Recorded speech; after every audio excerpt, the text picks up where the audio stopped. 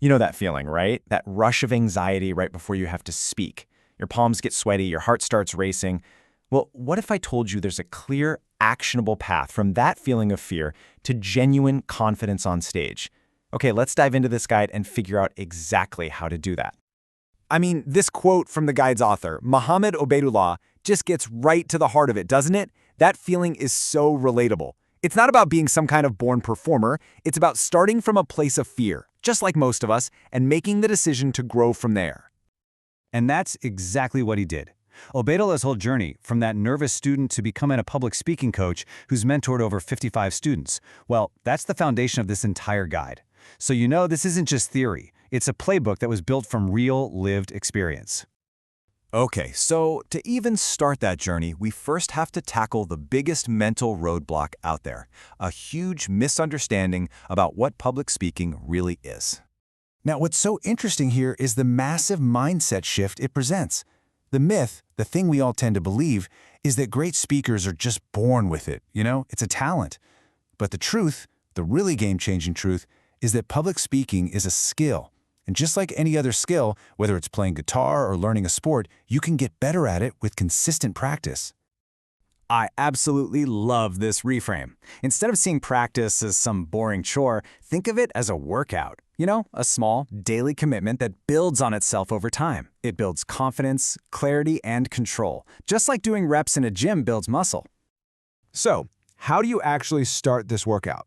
Well, it all begins with building one simple, incredibly powerful habit. And this is really the cornerstone of the entire method.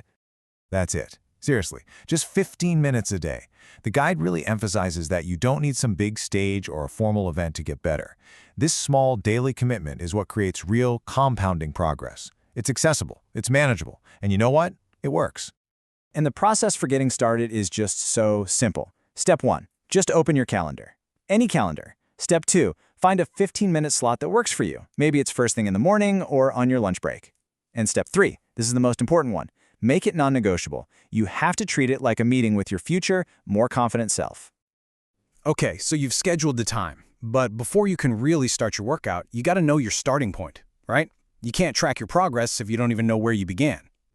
So, just take a moment and ask yourself this. Do you talk really fast?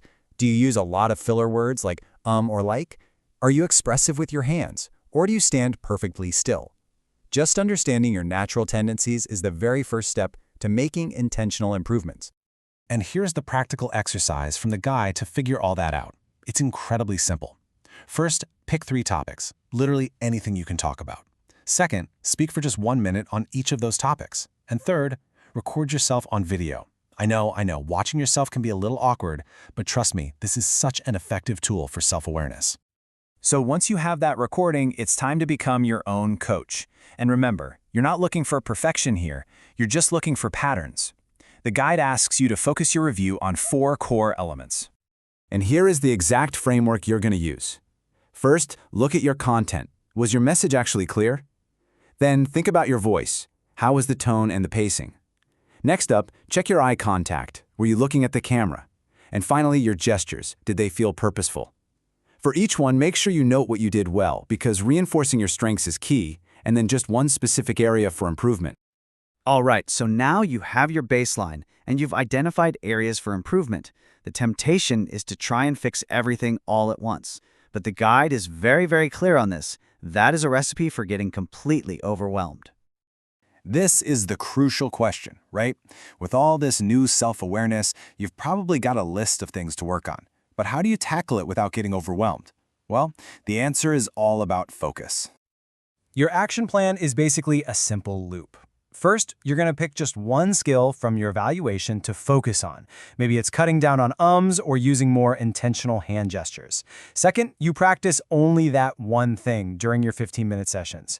And third, you review your progress and you celebrate the small wins. Seriously, acknowledging your improvement is what builds momentum and keeps you motivated. And this is what it's all about in the end. This isn't just about not being nervous. It's about becoming so effective, so clear, and so engaging that your words have a real impact. It's about connection. So the question I want to leave you with is this: what's the one skill you'll start working on today to make people lean in when you talk?